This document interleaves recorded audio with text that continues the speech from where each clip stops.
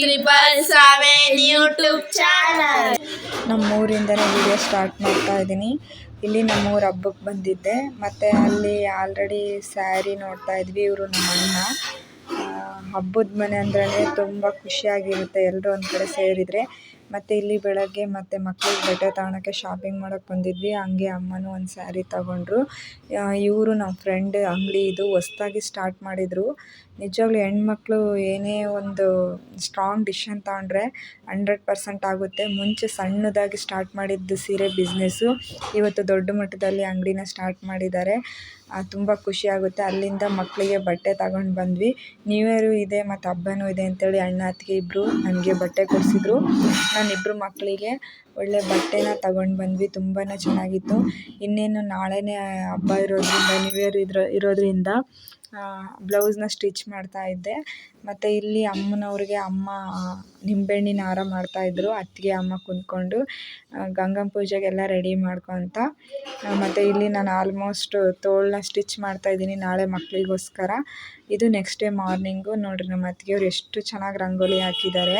ಆ ರಂಗೋಲಿ ಹಾಕೋಕ್ಕೆ 2 ಅವರ್ಸ್ನ ಟೈಮ್ ತೊಗೊಂಡಿದ್ದಾರೆ. ಬೆಳಗ್ಗೆನೇ 4 ಗಂಟೆಗೆ ಎದ್ದು ಇಲ್ಲಿ ಆಲ್ರೆಡಿ ಎಲ್ಲರದ್ದು ಸ್ನಾನ ಆಗಿ ಅಮ್ಮನೂ ಗಂಗಮ್ಮ ಪೂಜೆಗೆ ರೆಡಿ ಮಾಡ್ತಾಯಿದ್ದಾರೆ. ಮನೇಲಿ ಎಲ್ಲ ಪೂಜೆ ಮಾಡಿಬಿಟ್ಟು, ಇವತ್ತು ದೇವ್ರು ಬಂದುಬಿಟ್ಟು ಒಳ್ಳೆ ಪೂಜೆಗೆ ಹೋಗುತ್ತೆ.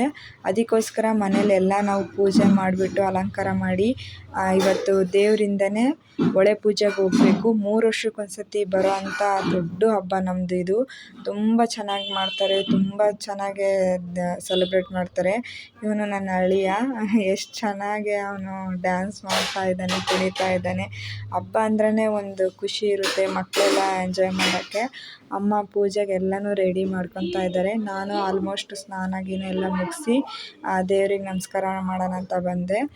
ಮತ್ತು ನಾನು ಉಟ್ಕೊಂಡಿರೋ ಸ್ಯಾರಿ ಆಲ್ಮೋಸ್ಟ್ ಇದು ನಮ್ರತಾ ಗೌಡ ಸ್ಯಾರಿ ಅಂತಲೇ ಹೇಳ್ತಾರೆ. ತುಂಬ ಚೆನ್ನಾಗಿದೆ, ತುಂಬ ಕಂಫರ್ಟಬಲ್ ಇದೆ, ತುಂಬ ಲೈಟ್ ವೆಯ್ಟ್ ಇದೆ. ಸ್ಯಾರಿ ಲುಕ್ಕು ಕೂಡ ಅಷ್ಟೇ, ಒಂದು ಒಳ್ಳೆ ರೇಷ್ಮೆ ಸ್ಯಾರಿ ಉಟ್ಕೊಂಡ್ರು ಈ ಲುಕ್ ಬರೋಲ್ಲ. ಎಲ್ಲರೂ ಅಷ್ಟೇ, ನೀನು ಸ್ಯಾರಿ ತುಂಬ ಚೆನ್ನಾಗಿದೆ, ತುಂಬ ಚೆನ್ನಾಗಿದೆ ಅಂತ ಹೇಳಿದ್ರು. ಆಲ್ಮೋಸ್ಟು ವೈಟು, ಗ್ರೀನು, ಒಂದು ನೇರಳೆ ಕಲರ್ ಅಂತಾರಲ್ಲ ಆ ಥರ 3 ಕಲರಲ್ಲಿ ಸೀರೆ ಇರೋದು. ತುಂಬ ಚೆನ್ನಾಗಿ ಕಾಣ್ತಾ ಇತ್ತು. ಯಾಕಂದರೆ ಈ ಹಬ್ಬದಲ್ಲಿ ಹೆವಿ ಸ್ಯಾರಿ ಉಟ್ಕೊಂಡು ಎಲ್ಲ ಓಡಾಡೋಕ್ಕೆಲ್ಲ ಕಷ್ಟ ಆಗಿಬಿಡುತ್ತೆ. ಅದಕ್ಕೋಸ್ಕರ ಈ ಸ್ಯಾರಿ ತೊಗೊಂಡೆ. ಎಷ್ಟು ಲೈಟ್ ಫೀಲ್ ಆಗ್ತಿತ್ತಂದರೆ ನಾನು ಉಟ್ಕೊಂಡಿದ್ದೀನೋ ಇಲ್ಲ ಅಂತ ಅನ್ನಿಸ್ತಾ ಇತ್ತು. ಹಾಗೆ ಎಲ್ಲ ನಾನು ಪೂಜೆ ಮಾಡಿ ದೇವರಿಗೆಲ್ಲ ನಮಸ್ಕಾರ ಮಾಡಿದೆ. ಮತ್ತು ನನ್ನ ಸೀರೆ ಹೆಂಗಿದೆ ಕಾಮೆಂಟ್ ಮಾಡಿ. ಮತ್ತು ಇಲ್ಲಿ ಬಂದುಬಿಟ್ಟು ಮೇಲ್ಗಡೆ ಅಡುಗೆ ಮಾಡೋಕ್ಕೆ ಎಲ್ಲ ಶಾಮಿಯಾನ ಹಾಕ್ಸ್ತಾ ಇದ್ದಾರೆ. ಇನ್ನೇನು ಹಬ್ಬದ್ದು ನಾಳೆನೇ ಫುಲ್ಲು ಜೋರಿರುತ್ತೆ. ಇವತ್ತು ದೇವ್ರು ಒಳ್ಳೆ ಪೂಜೆಗೆ ಹೋಗ್ತಾ ಇರೋದು. ಮನೇಲೆಲ್ಲ ಕೆಲಸ ಮುಗಿಸ್ಕೊಂಡು ನಾನು ನಮ್ಮ ಅತ್ತಿಗೆ ಸ್ಯಾರಿ ಉಟ್ಕೊಂಡು ಹೆಂಗೆ ಕಾಣಿಸ್ತಾ ಇದ್ದೀವಿ ಇಬ್ಬರೂ ಕಾಮೆಂಟ್ ಮಾಡಿ. ಮತ್ತು ಆಲ್ಮೋಸ್ಟ್ ಇಲ್ಲೆಲ್ಲ ಈ ಥರ ಗಾಡಿಗಳ್ನ ಬಿಟ್ಟಿರ್ತಾರೆ. ಮುಂದೆ ದೇವರು ಇದೆ, ಹಿಂದ್ಗಡೆ ನಾವು ಗಾಡಿಯಲ್ಲಿ ಮಾಡಿಸ್ಕೊಂಡಿರೋದು. ಅದರಲ್ಲಿ ಅವತ್ತು ಎಂಥ ಒಳ್ಳೆಯ ದಿನ ಅಂತಂದರೆ, ಅಂಥ ಒಳ್ಳೆಯ ದಿನ Vaikuntha Ekadashi. Almost December end, ಕೊನೆಯ ವರ್ಷ ವೈಕುಂಠ ಏಕಾದಶಿ ಇರೋದ್ರಿಂದ, ಮತ್ತು ಅವತ್ತು ಅಮ್ಮನವ್ರದ್ದು ಒಳ್ಳೆ ಪೂಜೆ ಇರೋದ್ರಿಂದ, ಮತ್ತು ಗಂಗಮ್ಮ ಪೂಜೆ. ಇಲ್ಲಿ ನೋಡಿರಿ ನನ್ನ ಮಗಳಿದ್ದಾಳೆ. ಆಲ್ಮೋಸ್ಟ್ ಅವಳು ನಾನು ಈ ಸತಿ ಕುಂಭ ಓರ್ತೀನಿ ಅಂತೇಳಿ ಅವಳು ಮುಂದೆ ಬಂದಿರೋದು. 9 ಜನ ಕನ್ಯೆಯರು ಬಂದುಬಿಟ್ಟು ಇಲ್ಲಿ ಕುಂಭ ಓರಬೇಕು. ಮತ್ತು 9 ಜನಕ್ಕೆ ಇಲ್ಲಿ ಒಳ್ಳೆ ಪೂಜೆ ಎಲ್ಲ ಮಾಡಿಬಿಟ್ಟು ದೇವಿ ಅಲಂಕಾರ ಮಾಡಿ ಇಲ್ಲಿಂದ ನಮ್ಮದು 3 ದಿನ ಹಬ್ಬ ಶುರುವಾಗುತ್ತೆ. ಅವತ್ತು ವೈಕುಂಠ ಏಕಾದಶಿ ಇರೋದ್ರಿಂದ 24 ವರ್ಷಕ್ಕೊಂದ್ಸತಿ ಬರೋ ವೈಕುಂಠ ಏಕಾದಶಿ ಇರೋದ್ರಿಂದ ಅವತ್ತು ಇಡೀ ದಿನ ಎಲ್ಲರೂ ನಾವು ಬೆಳಗ್ಗೆಯಿಂದ ಸಂಜೆವರೆಗೂ ಉಪವಾಸ ಇದ್ವಿ. ಇಲ್ಲಿ ಅಮ್ಮ ಅತ್ತೆಯರು ಎಲ್ಲರೂ ಬಂದುಬಿಟ್ಟು ಆಲ್ಮೋಸ್ಟ್ ಇಲ್ಲಿ ಎಲ್ಲ ನೋಡಿರಿ 9 ಕುಂಭಗಳಿಗೆ ಪೂಜೆ ಮಾಡಿ ಎಲ್ಲ ಎಡೆ ಹಾಕಿ ನೈವೇದ್ಯ ಹಾಕಿ ಇಡೀ ದಿನ ಇವತ್ತು ಒಳ್ಳೆ ಪೂಜೆ ಆಗುತ್ತೆ. ಇಲ್ಲಿಂದ ನಮ್ಮದು ಹಬ್ಬ 3 ದಿನ ಸ್ಟಾರ್ಟ್ ಆಗುತ್ತೆ. ನಾಳೆ ಬಂದುಬಿಟ್ಟು ಅಗ್ನಿಕುಂಡ ತುಳಿಯೋದಿರುತ್ತೆ. ಅದಂತೂ 2 ಕಣ್ಣಿಂದ ನೋಡೋಕ್ಕಾಗಲ್ಲ, ಅಷ್ಟು ಚೆನ್ನಾಗಿರುತ್ತೆ, ಅಷ್ಟು ಭಕ್ತಿ ಇರುತ್ತೆ ಜನಗಳಿಗೆ. ಇಲ್ಲಿ ನೋಡಿರಿ ಎಲ್ಲ ಬಿಸಿಲು ಅಂದರೆ ವಿಪರೀತ ಬಿಸಿಲಿದೆ. ನೋಡಿರಿ ಅಮ್ಮನವ್ರಿಗೆಲ್ಲ ಅಲಂಕಾರ ಮಾಡ್ತಾಯಿದ್ದಾರೆ. ಅಮ್ಮ ಎಷ್ಟು ಚೆನ್ನಾಗಿ ಕಾಣ್ತಾ ಇದ್ದಾರೆ. ಈ ಕಡೆ ಗಂಗಮ್ಮ ಪೂಜೆ, ಒಂದು ಕಡೆ ಅಮ್ಮನ ಅಲಂಕಾರ ಎಲ್ಲ ಮುಗಿದ ತಕ್ಷಣ ಇಲ್ಲಿಂದ ಸಂಜೆಗೆ ನಾವು ನಮ್ಮೂರಿಗೆ ಹೊರಡ್ತೀವಿ. ಆಲ್ಮೋಸ್ಟ್ ಇದು ಒಂದು 20 ಕಿಲೋಮೀಟ್ರ್ ದೂರದಲ್ಲಿರೋ ಒಂದು ಹಳ್ಳಿಗೆ ಬಂದಿದ್ದೀವಿ. ಇವಳು ನೋಡ್ರಿ ನನ್ನ ಸೊಸೆ ಚಿಕ್ಕದೊಂದು ಮರಿ ಇಟ್ಕೊಂಡು ಎಷ್ಟು ಕ್ಯೂಟಾಗಿ ಕಾಣಿಸ್ತಾ ಇದ್ದಾಳೆ. ಅವಳಿಗೆ ಮತ್ತು ಸಣ್ಣ ಮರಿಗಳಂದರೆ ಇಷ್ಟ. ನೋಡಿರಿ ಆಲ್ಮೋಸ್ಟ್ ಎಲ್ಲ ಪೂಜೆ ಮುಗಿತಾ ಬಂತು. 9 ಜನ ಕನ್ಯರು ಯಾರಿದ್ದಾರೋ ಅವರಿಗೆ ಕುಂಭಗಳನ್ನ ಓರಿಸ್ತಾರೆ. ಓರಿಸ್ಬಿಟ್ಟು ದೇವಸ್ಥಾನದವರೆಗೂ ಮೆರವಣಿಗೆ ಮಾಡ್ತಾರೆ. ಇದು 3 ವರ್ಷಕ್ಕೊಂದ್ಸತಿ ಮಾಡಿರೋದ್ರಿಂದ ತುಂಬ ಕಟ್ಟುನಿಟ್ಟಾಗಿ, ತುಂಬ ಭಕ್ತಿಯಿಂದ, ತುಂಬ ಶ್ರದ್ಧೆಯಿಂದ ಮಾಡ್ತಾರೆ. ಅಮ್ಮನ ಅಲಂಕಾರ ಅಂತೂ ನೋಡೋಕ್ಕಾಗಲ್ಲ, ಅಷ್ಟು ಚೆಂದ ಇರುತ್ತೆ.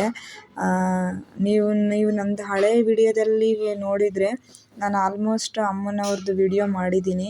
ನಾನು ಚಿಕ್ಕ ವಯಸ್ಸಲ್ಲಿಂದನೂ ನಾನು ನಂಬಿರೋ ಅಂತಹ ಒಂದು ದೇವಿ ಅಂತಲೇ ಹೇಳ್ಬೋದು. ಅಷ್ಟು ಶಕ್ತಿ ಇರುತ್ತೆ ಅಮ್ಮನವ್ರಿಗೆ. ಈ ಟೈಮಲ್ಲಂತೂ ಗಂಗಮ್ಮ ಪೂಜೆ ಆದಾಗಲಿಂದ ಅಂತೂ 4 ಜನ ಏನು ದೇವ್ರು ಹೊರ್ತಾರೆ ಅವರು ಕೂಡ ಆ ವಜನ ತಡ್ಕೊಳಕ್ಕಾಗಲ್ಲ, ಅಷ್ಟು ಭಾರ ಇರ್ತೈತೆ ಅಂತ ಹೇಳ್ತಾರೆ. ನೋಡಿರಿ, 2 ಕಣ್ಣಿಂದ ನೋಡೋಕ್ಕಾಗಲ್ಲ. ಇನ್ನೇನು ಅಲ್ಲಿ ತುಂಬ ಲೇಟಾಗಿಬಿಡ್ತು, ಬಂದೆ. ಆಲ್ಮೋಸ್ಟ್ ಇನ್ನೇನು ದೇವ್ರು ಬರೋ ಟೈಮಲ್ಲಿ ನಾವು ಬೇಗ ಬಂದು ಇಲ್ಲಿ ಓಕ್ಳಿಗೆ ರೆಡಿ ಮಾಡ್ಕೊಳ್ತೀವಿ. ಅಂದರೆ ಅಮ್ಮನಿಗೆ ಅಷ್ಟು ಚೆನ್ನಾಗಿ ಅಲಂಕಾರ ಮಾಡಿರ್ತಾರಲ್ಲ, ನಮ್ಮ ಮನೆ ಮುಂದೆಯಿಂದನೇ ದೇವಸ್ಥಾನಕ್ಕೆ ಹೋಗೋದು. ಅದಕ್ಕೋಸ್ಕರ ಪ್ರತಿ ಯಾವುದೇ ಹಬ್ಬ ಇರಲಿ, ಏನೇ ಇರಲಿ, ನಮ್ಮ ಮನೆಯಿಂದನೇ ಓಕ್ಳಿನ ರೆಡಿ ಮಾಡೋದು. ಅದಕ್ಕೋಸ್ಕರ ನಾನು ಅಲ್ಲಿ ಪೂಜೆ ಮುಗಿಸ್ಕೊಂಡು ಆದಷ್ಟು ಬೇಗ ಮನೆಗೆ ಬಂದೆ. ಆಲ್ಮೋಸ್ಟ್ ಈಗ ಟೈಮ್ ಬಂದುಬಿಟ್ಟು ಒಂದು 9:30 10 ಗಂಟೆ ಆಯಿತು. ಅಲ್ಲಿ ಸಂಜೆ 6 ಗಂಟೆಗೆ ಬಿಟ್ಟಿರೋದು. ಇಲ್ಲಿ ಬರೋಷ್ಟೊತ್ತಿಗೆ 10-11 ಗಂಟೆ ಆಯಿತು. ಇನ್ನೇನು ದೇವ್ರಿಗೆ ದ್ವಾರ ಬಾಗ್ಲ ಹತ್ರ ಎಂಟ್ರಿ ಕೊಡ್ತಾ ಇರೋದು. ನೋಡಿರಿ, ಪಟಾಕಿ ಎಲ್ಲ ಎಷ್ಟು ಚೆನ್ನಾಗಿ ಸೌಂಡು, ಎಷ್ಟು ಧಗಮಗ ಅಂತಂದರೆ ಅಷ್ಟು ಲೈಟಿಂಗ್ಸ್ ಅಷ್ಟು. ಅದಕ್ಕೆ ನನ್ನ ಮಗಳು ಬೆಳಗ್ಗೆಲಿಂದ ಉಪವಾಸ ಇದ್ಲು. ಈಗ ಒಂದು ಸ್ವಲ್ಪ ಹೊತ್ತು ಕುಂಭ ಹೊತ್ತು ಭಾರ ಆಗಿದ್ದೇನೆ ಅಂತ ನಾನು ಹೋಗಿ ಇಲ್ಲಿ ನಿಂತ್ಕೊಂಡಿದ್ದೀನಿ. ಅವಳು ಇರಲಮ್ಮ ಪರವಾಗಿಲ್ಲ, ನಾನು ಇಟ್ಕೊತೀನಿ ಅಂತ ಅಂತಿದ್ದಾಳೆ. ಅಂದರೆ ಆ ಟೈಮಲ್ಲಿ ಏನೋ ಗೊತ್ತಿಲ್ಲ, ದೇವ್ರು ಆ ಶಕ್ತಿ ಕೊಟ್ಬಿಡುತ್ತೆ. ಅವಳು ಫಸ್ಟ್ ಟೈಮ್ ಇರೋದು. ಇನ್ನೇನು ಎಲ್ಲ ಮುಗಿಸ್ಕೊಂಡು ಬಂದರು. ಇಲ್ಲಿ ಈಗ ಅಗ್ನಿಕುಂಡಕ್ಕೆ ಬೆಂಕಿ ಹಾಕ್ತಾರೆ. ಈಗ ಫುಲ್ಲು ನೈಟೆಲ್ಲ. ಇದು ನೆಕ್ಸ್ಟ್ ಡೇ ಗುರುವಾರ. ನೋಡಿರಿ, ಇದನ್ನು ಶ್ರೀಲೀಲಾ ಸ್ಯಾರಿ, ಬಟ್ ಈ ಕಾಂಬಿನೇಷನಲ್ಲಿ ಸ್ಯಾರಿ ತೊಗೊಂಡಿದ್ದು. ಮತ್ತು ನನ್ನ ಸ್ಯಾರಿ ಹೆಂಗೆ ಕಾಣ್ತಾ ಇದೆ, ಯಾಕಂದರೆ ಈ ಹಬ್ಬದ ಟೈಮಲ್ಲಿ ತುಂಬ ಲೈಟ್ ವೆಯ್ಟ್ ಸ್ಯಾರಿ ತುಂಬ ಇಂಪಾರ್ಟೆಂಟು. ನೋಡಿ, ನೈಟು ಎಲ್ಲ ಅಗ್ನಿಕುಂಡಕ್ಕೆ ಬೆಂಕಿ ಹಾಕಿದ್ರು. ಈಗ ತುಂಬ ಕೆಂಡಗಳೆಲ್ಲ ಆಲ್ಮೋಸ್ಟ್ ರೆಡಿಯಾಗಿದ್ದಾವೆ. ಈಗ ದೇವರು ಗಂಗಮ್ಮ ಪೂಜೆಗೆ ಹೋಗ್ತಾಯಿದೆ. ಫಸ್ಟ್ನೇ ದಿನ ಒಳೆ ಪೂಜೆ ಆಯಿತು. ಈಗ ಬೋರ್ ಹತ್ರ ಇರೋ ಗಂಗಮ್ಮ ಪೂಜೆಗೆ ಹೋಗ್ತಾ ಇದ್ದಾರೆ. ಹೋಗ್ಬಿಟ್ಟು ನೆಕ್ಸ್ಟ್ ಅಗ್ನಿಕುಂಡ ಸ್ಟಾರ್ಟ್ ಆಗುತ್ತೆ. ಮತ್ತು ನಮ್ಮ ಮನೆಯಲ್ಲೆಲ್ಲ, ಅಮ್ಮರ ಮನೆಯಲ್ಲೆಲ್ಲ ತುಂಬ ರಿಲೇಟಿವ್ಸ್ ಬಂದುಬಿಟ್ಟಿದ್ರು. ಇವರು ಪೂಜಾ ಅಂತ ನನ್ನ ತಂಗಿನ, ಅವ್ಳದ್ದು ಯೂಟ್ಯೂಬ್ ಚಾನಲ್ ಇದೆ, CM ಪೂಜಾಶ್ರೀ ಅಂತ ಹೇಳ್ಬಿಟ್ಟು. ಮತ್ತು ಎಲ್ಲರೂ ನಾಷ್ಟ ಮಾಡ್ಕೊತಾ ಇದ್ದಾರೆ. ಇನ್ನೇನು ಕೆಂಡ ತುಳಿಯೋಕ್ಕೆ ಆಲ್ಮೋಸ್ಟ್ ದೇವರು ಪೂಜೆ ಮುಗಿಸ್ಕೊಂಡು ಜನ ಎಲ್ಲ ರೆಡಿ ಆಗ್ತಿದ್ದಾರೆ. ಆಲ್ರೆಡಿ ಎಲ್ಲ ಪೂಜೆಗೆ ಸಿದ್ಧತೆ ಮಾಡಿದ್ದಾರೆ. ಇನ್ನೇನಿನ್ನು ಸ್ವಲ್ಪ ಹೊತ್ತಿಗೆ ಕೆಂಡ ಸ್ಟಾರ್ಟ್ ಆಗುತ್ತೆ. ಎಲ್ಲರೂ 3 ವರ್ಷದಿಂದ ಅವರು ಕಷ್ಟನ, ಸುಖನ, ದುಃಖನ ಎಲ್ಲ ಹಂಚ್ಕೊಂಡು ಏನೇನು ಮುಕ್ಕೊಂಡಿರ್ತಾರೋ ಇಲ್ಲಿ ಪ್ರತಿಯೊಂದು ಆ ದೇವಿಗಾಗಿದೆ. ಇನ್ನೇನು ಕೆಂಡ ತುಳಿಯೋಕ್ಕೆ ರೆಡಿ ಆಗಿ, ಇಲ್ಲಿ ನೋಡಿರಿ, ಇಲ್ಲಿ ಆಲ್ಮೋಸ್ಟು ಫಸ್ಟಿಗೆ ನನ್ನ ಮಗಳೇ ನಿಂತಿದ್ದಾಳೆ. ಅವಳಿಗೆ ನಿಜ ನಾನು ಆ ಸ್ಥಿತಿಯಲ್ಲಿ ನೋಡಿ ಫಸ್ಟ್ ಟೈಮ್ ಎಷ್ಟು ಧೈರ್ಯ ಕೊಟ್ಟಿದ್ದಾನಲ್ಲಪ್ಪ ಭಗವಂತ ಅಂತ ಅಂದ್ಕೊಂಡೆ. ಇಲ್ಲಿ ಏನು ಮುಂದೆ ನಿಂತಿದ್ದಾಳೆ ಪಿಂಕ್ ಡ್ರೆಸ್ ಹಾಕ್ಕೊಂಡು, ಫಸ್ಟ್ ಒನ್ ಅವಳೇ. ಅದರಿಂದ ತುಂಬ 106 ಜನ ಇದ್ದಾರೆ ಕೆಂಡ ತುಳಿಯೋಕ್ಕೆ. 9 ಜನ ಇವತ್ತು, ಅಂದರೆ 3 ದಿವಸ ಆಲ್ಮೋಸ್ಟು ಕುಂಭನ ಓರಬೇಕು. 1ನೇ ದಿವಸ ಒಳೆ ಪೂಜೆ, 2ನೇ ದಿವಸ ಬೋರ್ ಹತ್ರ ಗಂಗಮ್ಮ ಪೂಜೆ, ಈ ಥರ ಇರುತ್ತೆ. ನೆಕ್ಸ್ಟ್ ಡೇನೂ ಗಂಗಮ್ಮ ಪೂಜೆ ಇದೆ. 3 ದಿನ ಗಂಗಮ್ಮ ಪೂಜೆ ಮಾಡಬೇಕು. ಇಲ್ಲಿ ಫಸ್ಟ್ ಒನ್ ನಿಂತಿದ್ದಾಳೆ ನೋಡಿರಿ ನನ್ನ ಮಗಳು. ಇವಳು 2ನೇವಳು ಎಷ್ಟು ಸ್ಟ್ರಾಂಗಾಗಿ ನಿಂತಿದ್ದಾಳೆ ನೋಡಿ ಭಾಳ ಖುಷಿ ಆಯ್ತು ನನಗೆ. ಮತ್ತು ಆಲ್ಮೋಸ್ಟ್ ತುಂಬ ಜನನೂ ಕೆಂಡ ತುಳಿಯೋಕ್ಕೆ ರೆಡಿಯಾಗಿದ್ದರು. ಹೋದ ವರ್ಷ ನಾನು ತುಳಿದಿದ್ದೆ. ಈ ವರ್ಷ ನಮ್ಮ ಮನೆಯವರು ಮತ್ತು ನನ್ನ ಮಗಳು, ಅಮ್ಮ, ಅತ್ತಿಗೆ ಎಲ್ಲರೂ ತುಳಿಯೋಕ್ಕೆ ಹೋದ್ರು. ಮತ್ತು ಮನೇಲಿ ಇದ್ಕೊಂಡು ಎಲ್ಲನೂ ಬಂದಿರೋ ಗೆಸ್ಟ್ನೆಲ್ಲ, ರಿಲೇಟಿವ್ಸ್ನೆಲ್ಲ ಮಾತಾಡ್ಸ್ಕೊಂಡು ಇರ್ತೀನಿ, ನೀವು ಹೋಗಿ ಬರ್ರಿ ಅಂತೇಳಿ ಎಲ್ಲ ಕಳಿಸಿದೆ.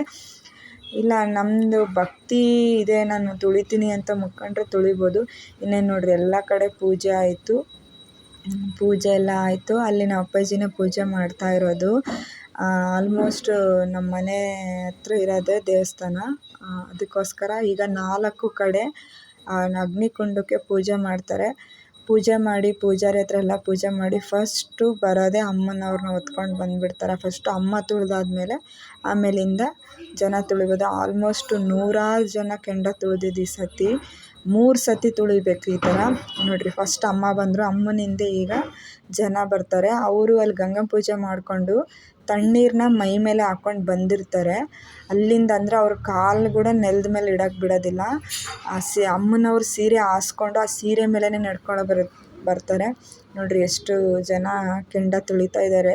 ಅಷ್ಟು ಜನ ಕೆಂಡ ತುಳಿದ್ರು ಯಾರಿಗೂ ಏನೇನೇನೇನು ಒಂಚೂರು ಆಗಿರಲ್ಲ. ಅಷ್ಟು ಶಕ್ತಿ, ಅಷ್ಟು ಮಹಿಮೆ.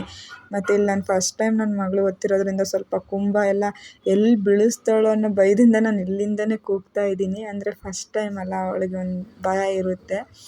ನೆಕ್ಸ್ಟ್ ಟೈಮ್ ಆಲ್ರೆಡಿ ಅವಳು ಆರಾಮ್ಸೆ ತುಳಿತೀನಿ ಅಂತ ಅವಳೇ ಬಂದುಬಿಡ್ತಾಳೆ.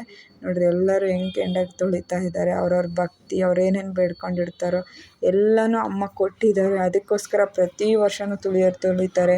3 ವರ್ಷ ತುಳಿಯೋರು ತುಳಿತಾರೆ. ನೋಡಿರಿ ಇಲ್ಲಿ ನಮ್ಮಮ್ಮ ಕೈ ಮುಕ್ಕೊಂಡು ಬರ್ತಾ ಇದ್ದಾರೆ. ಅಷ್ಟು ಚೆನ್ನಾಗಿ ಆಗುತ್ತೆ. ಇದನ್ನು ನೋಡೋಕ್ಕೆ ಸಾವಿರಾರು ಜನ ನಿಂತಿರ್ತಾರೆ ಅಮ್ಮನ ಕೆಂಡ ನೋಡೋದಕ್ಕೆ.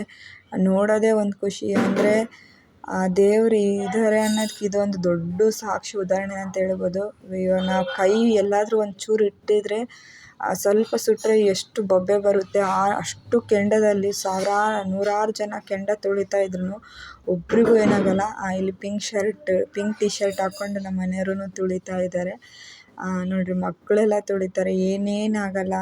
ನಿಜವಾಗ್ಲೂ ದೇವ್ರು ಇದ್ದಾರೆ ಅಂತ ನಂಬಿದರೆ 100% ದೇವ್ರು ಇದ್ದಾನೆ. ಇಲ್ಲ ಅಂತಂದರೆ ಇಲ್ಲ.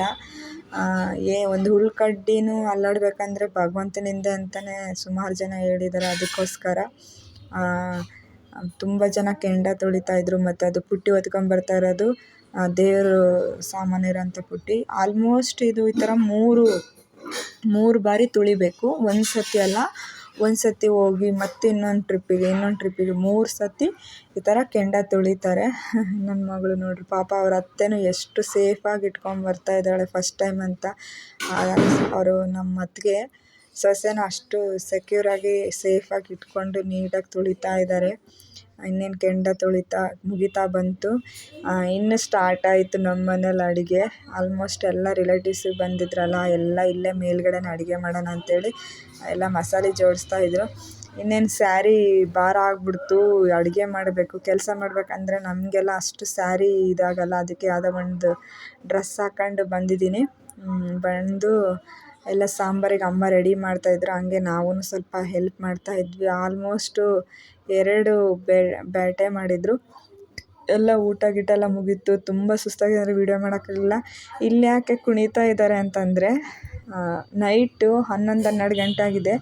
ಅಂದರೆ ಡಿಸೆಂಬರ್ 31 ಹಿಂದೆ, ಅಂದರೆ ಇನ್ನೊಂದು ಗಂಟೆಯಲ್ಲಿ ಹೊಸ ವರ್ಷ ಶುರು ಆಗುತ್ತೆ ಅಂತೇಳ್ಬಿಟ್ಟು ಮಲ್ಕೊಳ್ಲಿಲ್ಲ ಅವತ್ತೆಲ್ಲ. ಅಷ್ಟು ಹಬ್ಬ ಅಂದರೆ ನ್ಯೂ ಇಯರ್ ಸೆಲೆಬ್ರೇಷನ್ಗೋಸ್ಕರ ಎಲ್ಲರೂ ರಿಲೇಷನ್ ಸೇರಿದ್ವಲ್ಲ, ಅದಕ್ಕೋಸ್ಕರ ಇವ್ರು ನಮ್ಮ ದೊಡ್ಡಮ್ಮ, ಅವಳು ಜಯಲಕ್ಷ್ಮಿ ಅಂತ ನಮ್ಮ ತಂಗಿ, ಅವಳು ಎಲ್ಲರೂ ನೋಡಿರಿ ನಮ್ಮ ಅಪ್ಪಾಜಿ ಜೊತೆಗೆ ತಮಾಷೆ ಮಾಡ್ಕೊಂಡು ಎಲ್ಲರೂ ಕುಣಿತಾ ಇದ್ದಾರೆ.